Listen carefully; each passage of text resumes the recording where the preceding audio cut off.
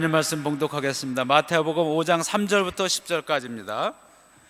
5장 3절부터 10절까지 제가 한 절 읽고 여러분 한 절 읽고 함께 교독을 하겠습니다. 말씀을 읽는 가운데 하나님의 음성을 듣는 시간이 되시기를 바랍니다. 교독하겠습니다.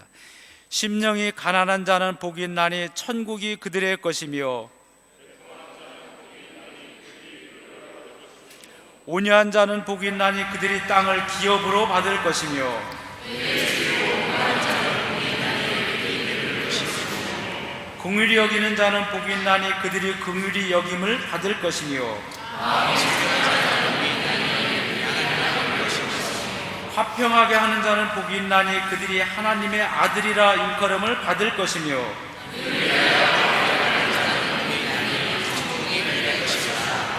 아멘.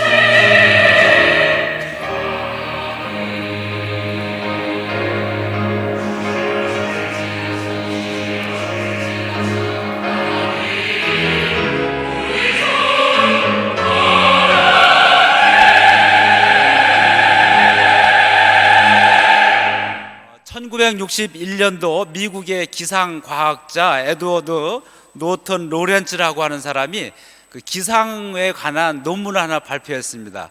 근데 그 논문 제목이 뭐냐면 브라질에 있는 나비의 날갯짓이 미국 텍사스에 토네이도를 발생시키는 원인이 될 수 있는가? 여러분 이해가 되셨습니까? 그 브라질에서 지금 미국에 그 토네이도 있잖아요. 회오리 바람 거대한 그것이 한번 일어나면 뭐 집이고 뭐 차고 막 트레일러 차들도 막 다 막 이렇게 소용돌이 속에 뿜어져 올라가는 그런 거대한 그 회오리 바람인데 이것이 지구 반대편에 있는 브라질에서 그 꽃밭 속에 날아가고 있는 그 노랑나비의 날갯짓하고 무슨 관계가 있는가? 여러분 관계가 있겠어요, 없겠어요? 아무런 관계도 없죠. 우리가 상식적으로 생각할 때. 근데 이제 이런 얘기예요. 이 나비가 여기 나무 옆을 이렇게 아주 우아한 날갯짓을 하면서 날아가고 있었습니다. 그런데 그 황홀한 날갯짓에 그 나무 잎에 있던 벌레가 넋놓고 정신없이 그냥 쳐다보고 있다가 그만 나무에서 떨어지고 말았습니다. 그런데 이 작은 벌레가 어디로 떨어졌냐면 마치 그 밑으로 지나가고 있던 말 등 위로 떨어지고 말았어요. 이 벌레가 말 위에 떨어지니까 말이 깜짝 놀라고 가렵다 이 꼬리를 가지고 이 벌레를 떨어뜨리려고 꼬리를 휙휙 했는데 이게 벌레는 떨어지지 않고 그냥 하도 막 그냥 꼬리를 가지고 힘드니까 그 옆에 담 옆을 지나가고 있었는데 돌담 위에 있는 돌멩이 작은 돌 하나를 그냥 꼬리로 쫙 쳐가지고 이 작은 돌이 휙 날라가지고 그 옆에 시냇가에 있었는데 시냇가로 탁 떨어지고 말았어요. 그런데 이 돌이 떨어진 시냇가 그 자리는 마치 그 썩은 나뭇가지 흘러온 나뭇가지들이 이렇게 모여가지고 물 여울을 만든 이렇게 작은 연못처럼 물을 만들어 놓은 그런 곳이었습니다. 그런데 이 돌이 이 나뭇가지 위로 떨어져 버린 거예요. 그래가지고 나뭇가지를 다 쳐버리니까 나뭇가지가 부서지면서 고여있던 물이 휩쓸려서 한꺼번에 내려가게 됐습니다. 물이 한꺼번에 내려가면서 조금 더 고였던 물을 치고 연쇄 반응을 일으키면서 나중에는 거대한 물줄기가 되고 산사태처럼 되면서 이 거대한 물줄기와 함께 자갈과 모래와 흙이 그냥 막 산세타처럼 홍수처럼 흡수려 나가게 됐습니다. 이게 결국 어디로 내려갑니까? 바다로 간 거예요. 바다로 이게 그냥 거대한 물과 자갈과 이게 막 돌들이 막 흘러서 들어갔는데, 그렇게 힘있게 들어가서 바닷속 깊이까지 들어가면서 바닷속에 그 화산, 휴화산, 그 화산이 있었는데 화산이 휴화산이 돼서 그 화산 구멍에서 그 증기가, 뜨거운 증기가 솟아나고 있었는데, 이 돌들이 그냥 막 가서 그 화산 증기 구멍을 콱 막아버린 거예요. 그러니까 그 뜨거운 기운이 그쪽으로 나오지 못하고 반대편으로 나오려고 하면서 그 땅 속에 그 갇혀있던 용암을 자극시켜 가지고 이게 그냥 용암 대폭발이 일어나고 말은 거예요, 다른 쪽에서. 그래가지고 그 용암이 이 바다 위로 치솟아 오르면서 대폭발이 일어나면서 그 마그마, 용암하고 화산재가 하늘로 치솟고, 그러면서 태양을 가리게 되고 말이죠. 공기를 차단시키고 기압차를 만들어 버리면서 그런 공기의 그 충돌로 인해 가지고 거대한 그런 그 폭풍을 일으키게 되었다라고 하는 이제 그런 얘기입니다. 여러분, 거대한 폭풍, 그 토네이도, 이런 것들이 지구 반대편 몇만 킬로 바깥에 있는 그 작은 그 노랑 나비의 날갯짓하고 뭔 상관이 있겠나 했는데, 이렇게 상관이 있다라고 하는, 이것은 이제 기상의 그 변화하는, 변화무쌍한 기상을 이렇게 예측을 얘기하면서 그런 이론으로 얘기한 이 말인데, 이제 그 이후로 이거를 나비 효과라고 그렇게 하죠.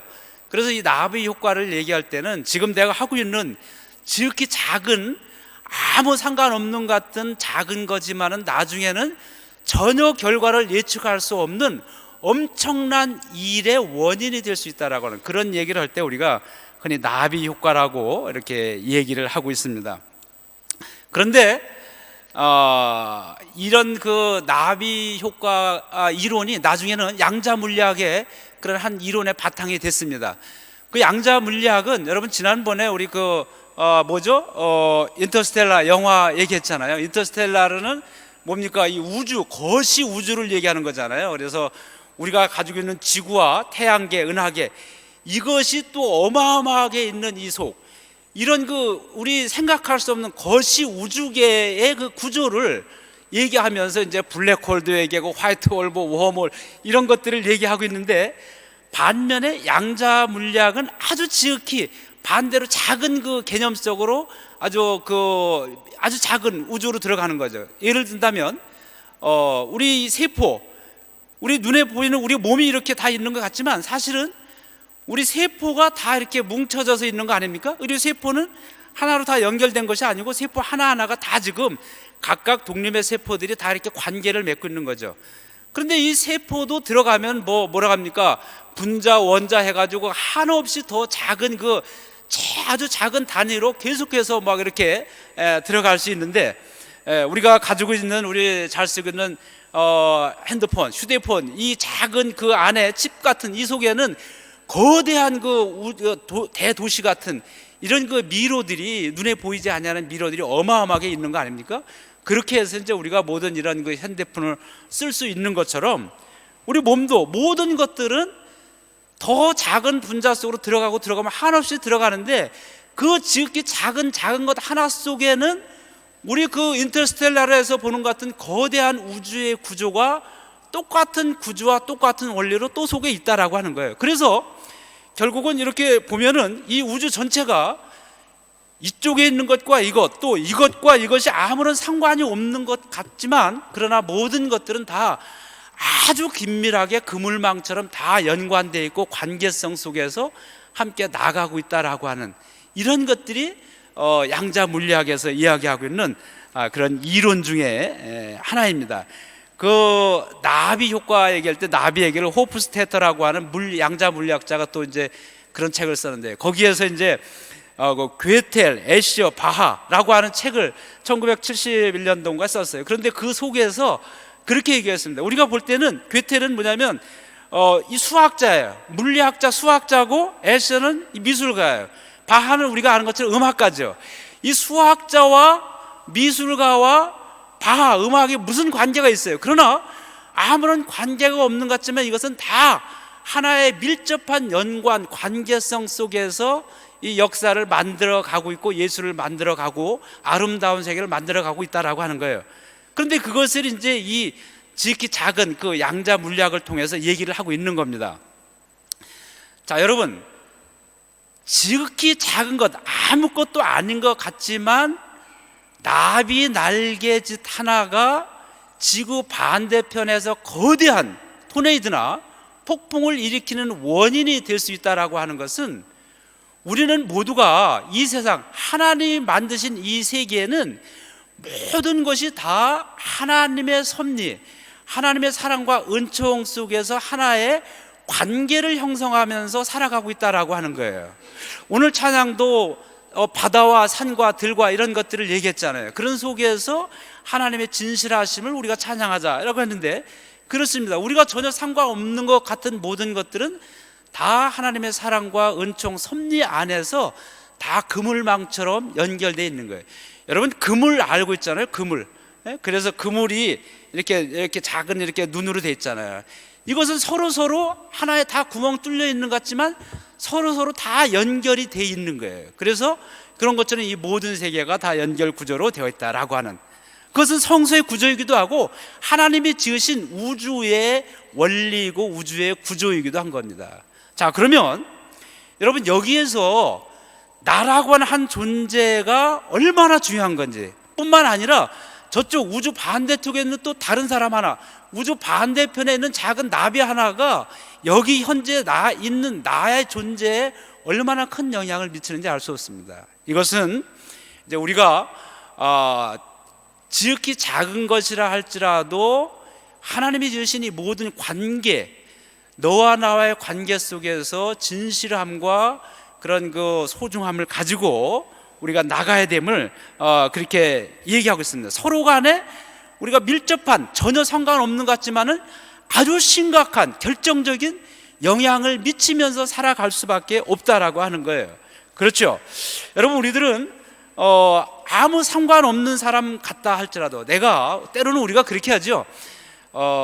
나는 사람들 만나고 싶지 않아. 그래서 혼자 이렇게 있는 사람들이 있습니다. 그런데 사람들을 전혀 안 만나고 혼자 사는 이 사람이라 할지라도 그렇게 살아가는 것이 자기가 알지도 못하는 사이에 어느 누군가에는 심각한 영향을 주고 있습니다. 그것이 좋은 영향이 될 수도 있고 나쁜 영향을 줄 수 있는 거예요.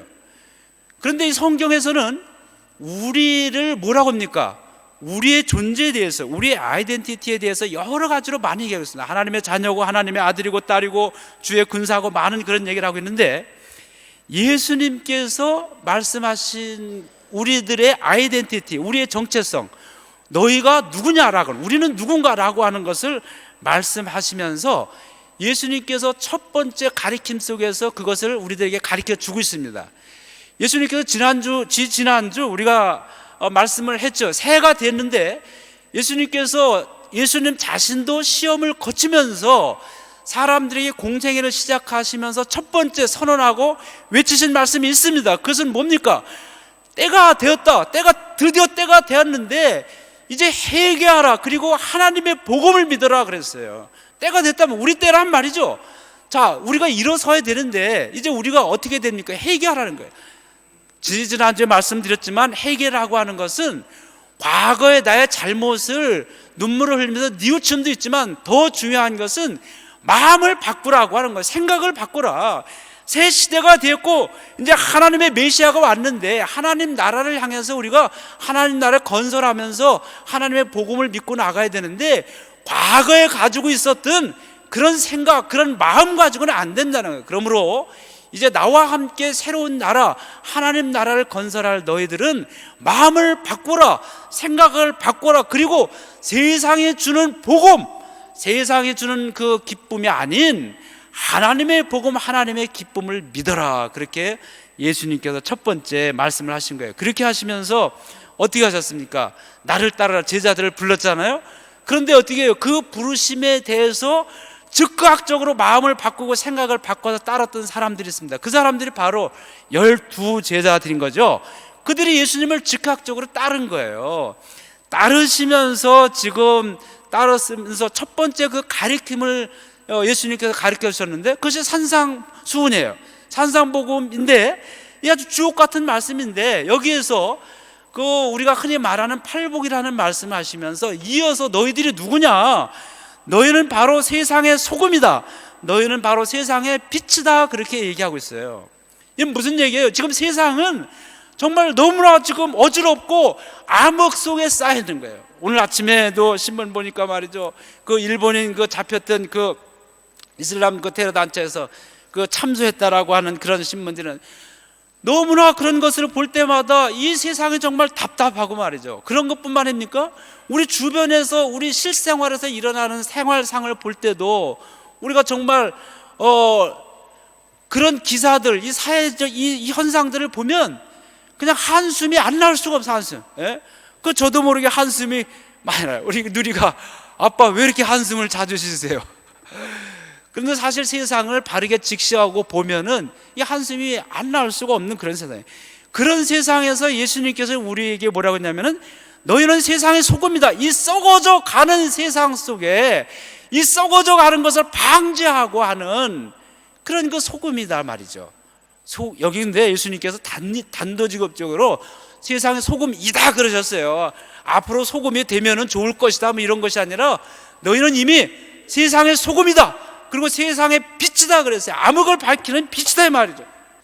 여러분 이 얘기는 뭡니까? 우리 모든 사람들은 자기가 원든 원하지 아니하든 자기의 말 한마디, 자기의 행동 하나는 우리의 이웃과 이 사회와 세상에 영향을 끼치며 살아갈 수밖에 없는 그런 그 서로 민첩한 그물망으로 연결된 그런 구조 속에서 그것이 사회예요. 그 속에서 살아가고 있는 것이 바로 우리라 이 말이에요.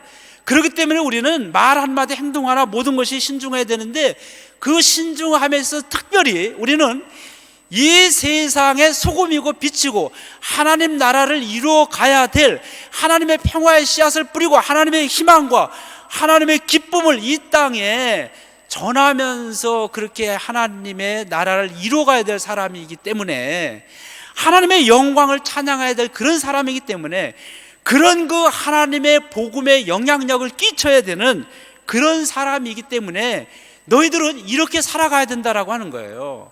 그러니까 그리스도인들이 세상에 바른 영향력을 끼치면서 살아가야 되는데 그리스도인들이 바른 영향력을 끼치지 못하고 오히려 암흑 속에서 부패의 그 온상 속에서 함께 그런 어둠과 썩어져 가는 그 속에 주범이 되어서 살아가고 있기 때문에 이 교회가 제9시를 하지 못하니까 이 세상이 죄악이 더 관영하게 되는 거죠. 우리 교회가 이제 마음을 바꾸고 생각을 바꿔서 새롭게 나가야 되는데 선한 영향력과 하나님의 희망과 기쁨을 이 세상에 전하는 그런 그 복음의 기쁜 그 영향력에 대해서 살아가야 되는데 여러분 그 우리의 이웃과 사회에 이 영향력을 끼친다라고 하는 것은 쉬운 일은 아닙니다. 그런데 그런 영향력은 우리가 한번 내가 좋은 영향을 끼쳐야지 해가지고 라고 하는 것은 그 끝까지 유지가 될 수 없습니다. 정말 우리가 영향력을 바르게 끼친다라고 하는 것은 내가 영향을 끼쳐야지라고 작심하고 의도적으로 해서는 되지 아니하고 그 사람의 존재 자체로서 영향을 끼쳐야 되는 거예요. 여기 아름다운 꽃이 있다라고 한다면 그 꽃은 그 꽃 존재 자체가 있으므로 그 꽃의 향기를 그 주변에 퍼뜨리게 돼 있는 거예요. 나쁜 그 썩은 것은 썩은 거 있는 것 존재 자체로서 주변에 썩는 것이 퍼지라고 썩은 냄새가 퍼쳐지게 돼 있는 거예요. 여러분 그래서 그 존재 자체가 어떠냐에 따라서 우리는 좋은 선한 영향력을 자동적으로 존재론적으로 끼칠 수 있고 존재론적으로 썩음과 악취를 풍기면서 그렇게 영향을 끼칠 수도 있다라는 거예요. 그럼 존재론적으로 우리가 이 땅에 하나님이 우리를 태어나게 하시고 살려주시고 한 그런 그 하나님의 뜻에 따라서 하나님의 구원에 선한 영향을 끼치려고 하면 어떻게 우리 존재가 좋아야 돼요. 그 우리 존재가 좋아야 된다라고 하는 그 우리 자신의 존재론, 우리 자신이 어떻게 된 인간인가, 누구인가라고 하는 그것을 얘기하는 것을 성품이라고 얘기합니다. 그래서 우리가 그 사람의 성품을 얘기할 때 그 사람의 모든 그런 성격, 성품론이라고 하는데 여기 성경에도 보면 그리스도인의 성품에 대해서 많이 나오고 있습니다.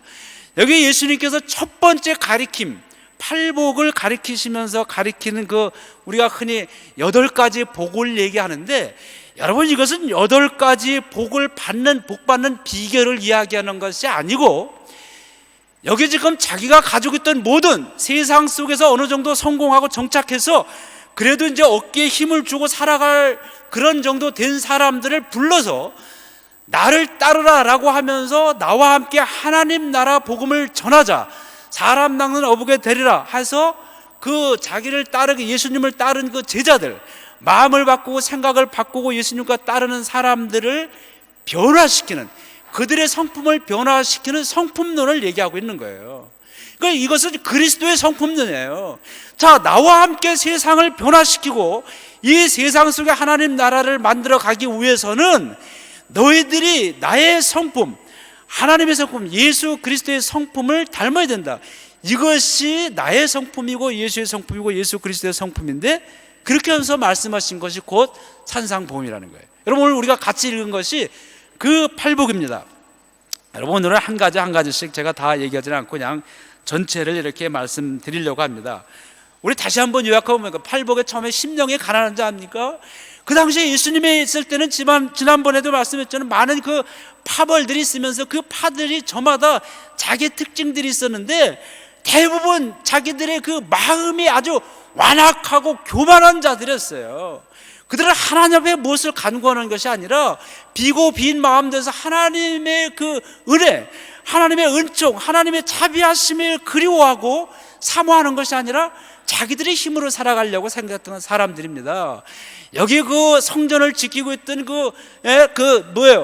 사두개파도 마찬가지예요. 이 성전에서 제사를 관장하고 예배를 관장하는 사람들이 있지만 진정한 예배는 관심이 없었고, 그들이 가지고 있는 기득권, 이 성전 속에서 누리는 성전에서 장사했던 사람 있잖아요. 거기에서 나오는 이득에만 취해 있던 사람들이에요. 그러니까 하나님의 안중에 없어요. 그런 사람들이었어요. 예? 그리고 바리새파 사람들도 하나님의 말씀, 이 율법을 정확히 지켜야 된다라고 생각을 한 것 같지만, 사실은 그거는 하나님의 말씀을 철저히 지키는 것보다는 자기들의 의였습니다. 여기 헤롯파 같은 건 말할 것도 없죠. 헤롯이 가지고 있었던 세상의 권력, 이것에 의지해서 살아갔던 사람들이 헤롯이죠. 거기 열심당도 마찬가지예요.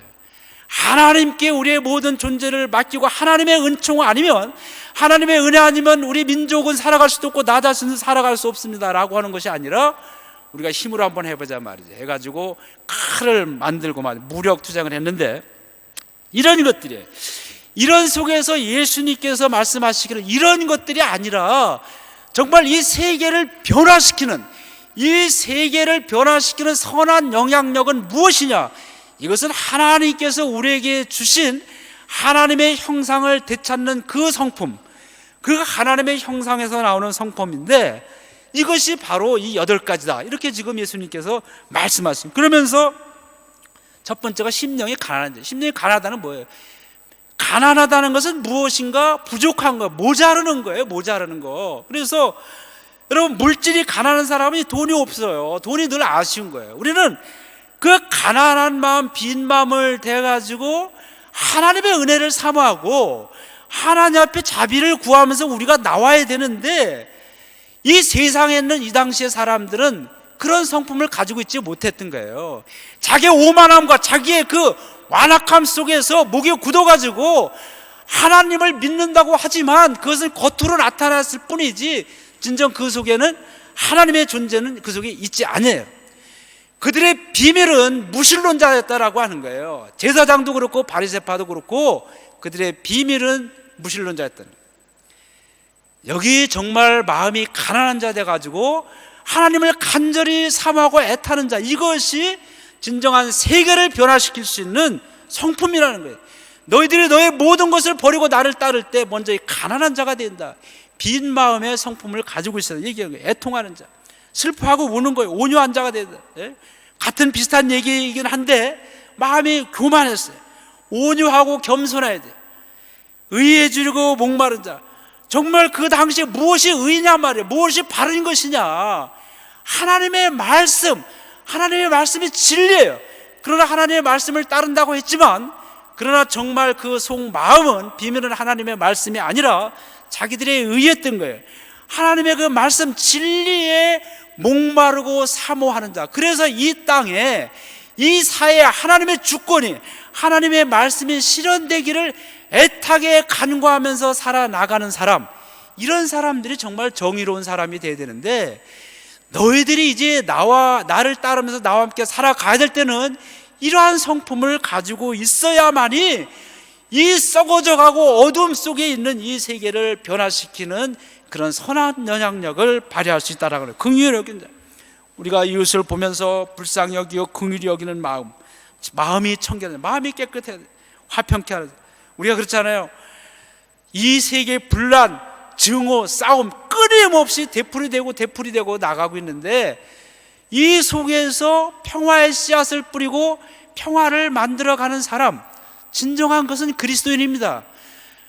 분란이 있는 곳에 평화를 만드는 사람이 있다라고 한다면 이 사람은 성령 충만한 사람이에요.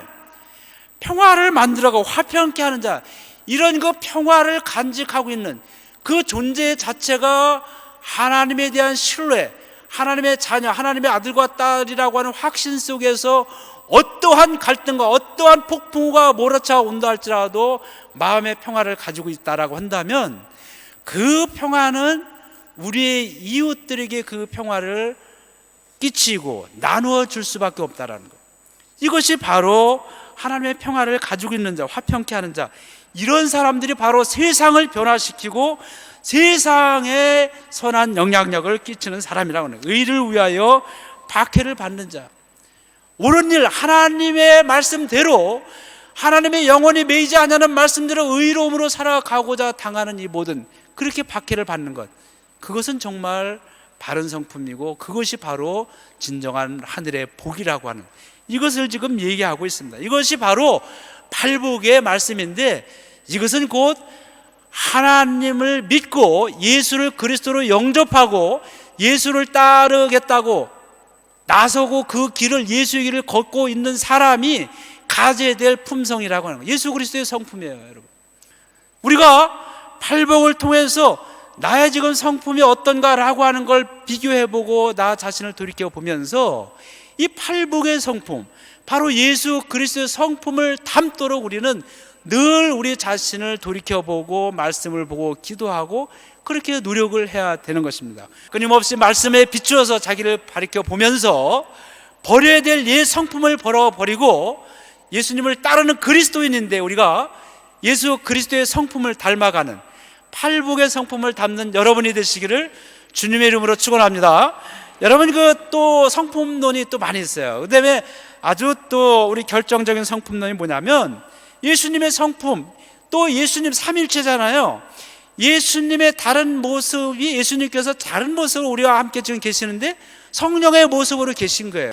여러분, 성령의 열매를 맺는 사람, 그렇게 살아가는 사람은 성령 충만한 사람입니다.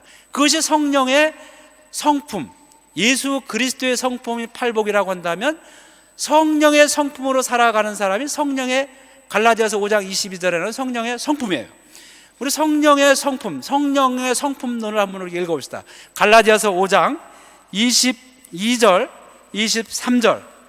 오직 성령의 열매는 사랑과 희락과 화평과 오래 참음과 자비와 양선과 충성과 온유와 절제니 이 같은 것을 금지할 법이 없느니라. 여러분, 여기 9가지 열매를 다 지금 얘기할 수 없습니다. 어쨌든 성령의 열매는 사랑하는 거예요. 희락, 기뻐하는 거예요. 기뻐할 수 없는 이 세상이잖아요. 우리가 더 짜증과 화가 나는 것이 오늘 우리들의 현실이에요. 그렇죠? 여러분, 따져보세요. 우리가 감사할 거 내보세요. 그러면 뭐 써야 되지?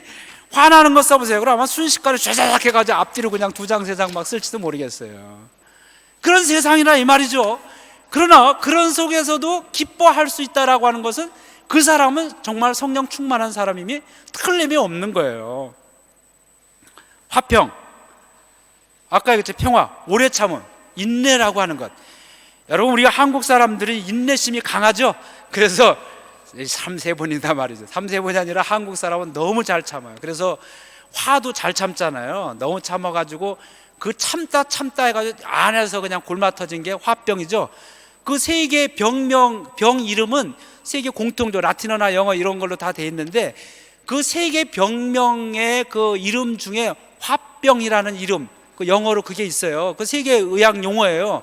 근데 그게 뭐냐면 한글의 화병이에요. 화병은 뭐냐면 한국에서 나온 거예요. 한국 사람들의 그 임상에서 나온 건데 한국 사람들에게 사는데 화를 풀질 못하고 속으로 가지고 있다 병이 나가지고 그게 화병이에요.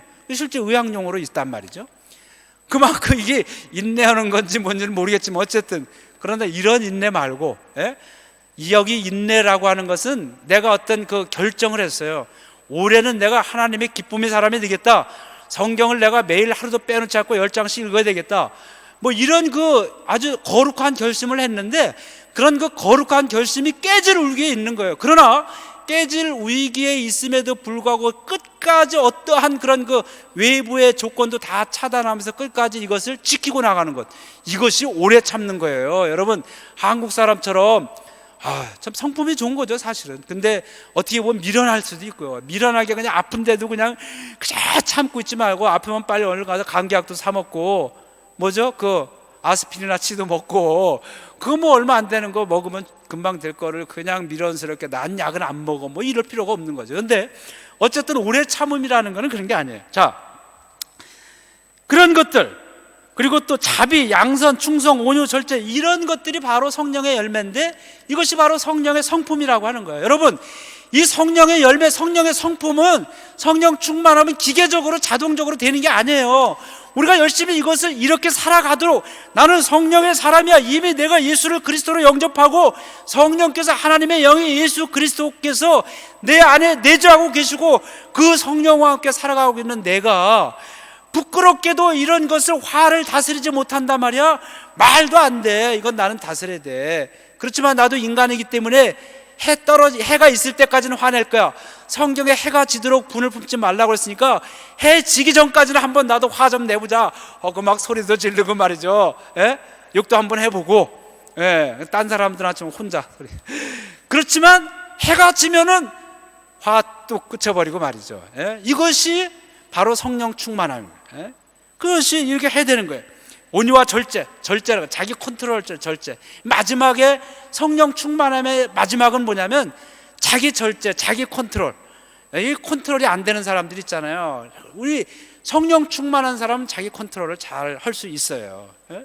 바로 세상에 선한 영향을 끼치면서 세상을 변화시키고 세상에 하나님의 희망과 세상에 하나님의 기쁨을 전해야 될 이 사람은 자기 컨트롤을 할 줄 아는 그런 성령의 성품을 가지고 있어야 된다 이 말이에요. 그냥 되는 것은 아니고 우리가 말씀 보고 기도하고 찬송하고 끊임없이 그렇게 되도록 노력하면서 이런 성령 충만함이 되고 성령의 성품을 유지할 수 있는 거예요. 오늘 예배드린 여러분 모두가 저와 함께 성령의 성품으로 살아가시기를 주님의 이름으로 축원합니다. 자, 우리 이제 시간이 많이 가서 빨리 하나만 더 해야죠. 그러니까 예수님의 성품, 성령의 성품 했으니까 하나님의 성품, 이거 시간 됐는데 그만둘까요? 그래서 듣고 가는 게 낫겠죠. 읽거라도. 시간이 됐지만. 자, 신의 성품은 우리 성경의 뒤쪽으로 와 있어요. 그래가지고 베드로 사도가 이 마지막 베드로 후서를 쓰면서 그 말씀을 해주셨는데 오늘 신의 성품이 뭔가 한번 봅시다. 자, 베드로 후서 1장 5절, 6절, 7절에 있습니다. 우리 주보 안쪽에 있습니다. 우리 함께 한 목소리로 봉독하도록 합시다. 주보 안쪽에 시작. 그러므로 너희가 더욱 힘써 너희 믿음의 덕을, 덕의 지식을, 지식의 절제를, 절제의 인내를, 인내의 경건을, 경건의 형제 우애를, 형제 우애의 사랑을 더하라. 여러분, 이것이 바로 신의 성품, 하나님의 성품이에요. 하나님의 성품에 우리가 참여한다라고 하는 것은 우리가 원래 여러분 하나님의 성품으로 지음받았어요. 창세기에 우리가 뭘로 지음받았다고 그랬어요? 하나님의 형상으로 지음받았다고 그랬거든요. 그러니까 여러분, 여러분 우리가 그렇게 하나님 좀 한번 보고 싶다. 하나님, 제가 하나님을 믿긴 하지만 안 믿지는 않겠지만 하나님 저기 한 번만 보여주시면 제가 정말 아주 너무 기쁠 것 같아요. 하나님 모습 좀 한번 보여주세요. 여러분, 그러면 하나님께서 짠 하고 나타나서 나 여기 있다 그러시겠습니까? 근데 그러셔요. 어떻게 그러셔요? 옆 사람 한번 쳐다보세요. 옆 사람 쳐다보세요. 네, 바로 하나님께서 짠, 나 여기 있다 하시게. 바로 옆 사람이 하나님의 형상으로 지음받은 하나님의 아들과 딸이에요. 옆 사람과 인사합시다. 아, 하나님이 여기 계셨네요. 여기 한번 해주세요. 하나님의 형상이 바로.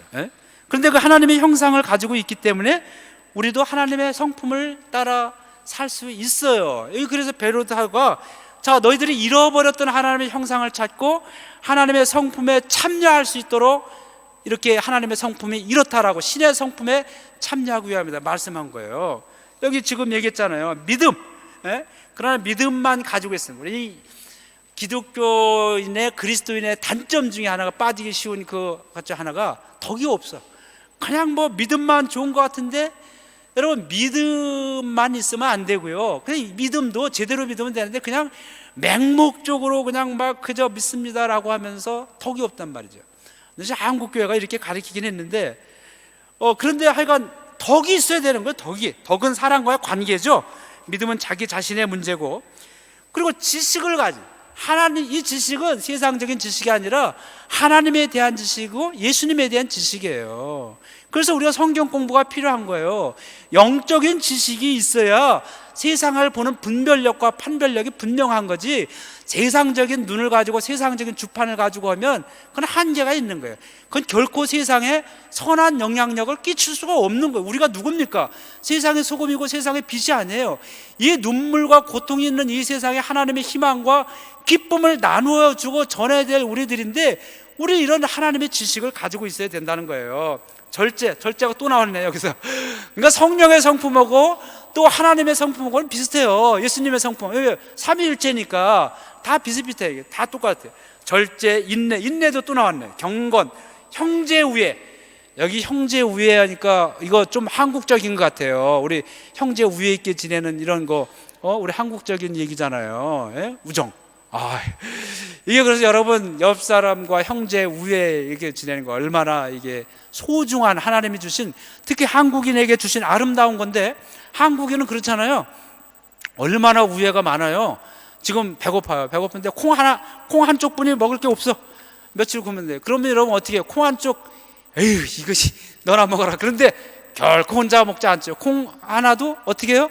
한쪽도 반으로 나눠서 먹는 게 한국이에요. 우애 있게 지내. 이게 정말 한국인이거든요. 우리 그렇게 지내야 돼요. 더군다나 해 나와서 그렇게 지내야 돼요. 우리 살아가는 것도 힘들고 고달프고 슬픈데 그거 그렇게 살아도 금방이잖아요. 그런데 문 닫았으면 어떻고 잘났으면 어떻습니까? 그냥 이렇게 콩 하나도 나눠가지고 같이 함께 먹고 살아가는 게 한국인에게 주신 하나님의 정말 아름다운 빛나는 거예요. 이 빛나는 걸 우리가 끄집어내서 우리 사는 날 동안 우리가 해 나가는 거예요. 그러면 거기에 하나님 나라가 이루어지고 하나님의 희망과 기쁨, 평화가 그 속에서 이루어지는 거란 말이에요. 이것이 바로 신의 성품이에요. 이 신의 성품에 참여하는 거예요. 여러분, 그래서 우리가 저 사람한테 무슨 선한 영향을 일부러 끼치려고 한다라고 하는 건 피곤하고 오래가지 못하고 한 번에 그치고 맙니다. 그러나 우리의 존재 자체가 존재론적으로 장미꽃이라고 한다면 장미의 향기를 풍길 수밖에 없는 것처럼, 우리가 존재론적으로 그리스도의 성품, 성령의 성품, 하나님의 성품을 가지고 살아가면 하나님 나라를 이루어가면서 만들어가면서 우리 존재가 그렇게 돼요. 근데 여러분, 이것이 어렵습니까? 어렵지 않아요. 이 말씀대로 우리가 그냥 단순하게 말씀 따라가면서 그렇게 살아가면 돼요. 어려운 것은 나라고 하는 자아와 고집과 이런 나의 계산과 나의 이런 복잡한 이런 것들이 있으니까, 그리고 이것을 폐쇄하고 있으니까 이게 안 되는 거예요. 다 열어놓고 다 상대방을 없앴대. 받아들여야 돼요. 아까 얘기했던 처음에 얘기했던 수학, 그 물리학자 호프스테더의 나비에 나오는 그 괴테르 수학자가, 이 수학의 공식이 다 이루어지는 것은 수학의 이 괄호를 닫아버리고 공식을 닫아버리면 아무 수학의 이론이 성립되지 않는다. 열어놓을 때 그것이 수학과 수학에서도 모든 것이 다 열린 상태에서 이론이 형성이 되고, 그것은 그 수학을 넘어서 모든 이 세계, 미술가와 음악과 바하와 더불어서 아름다운 세계를 만들 수 있다라고 하는 이런 것들이 양자 물리학 속에서도 나오고 있는 거예요. 근데 이런 모든 것들은 이 성경의 원리에서 지금 다 나오고 있는 거예요, 사실은. 그래서 여러분, 오늘 우리가 하나님께서 우리를 살려두시고 2015년도를 살아가게 하셨는데 얼마나 감사합니까? 이 아름다운 세계, 아름다운, 더군다나 로마에 있다라고 하는 것이 지난번에 말씀드렸지만 얼마나 아름다워. 로마는요, 비가 와. 근데 여러분, 비 오는 날에 저녁에 또 비도 어두워지고, 비 오는 날 그냥 겨울 춥고, 그런데 여러분, 비 오는 날 로마의 겨울밤 걸어보십시오. 우와, 그 돌, 그 피에트라죠, 그 반짝거리는 작은 돌 속에 비가 이렇게 내리고, 그 비가 거울이 내려서 그 은하한 그 네온의 그 불빛과 말이죠, 그 우아한 건물이 어우러져 가지고 비치는 그 로마의 거리, 낙엽은 그 이파리는 없지만, 여러분, 이걸 완전 영화 장면, 신비해.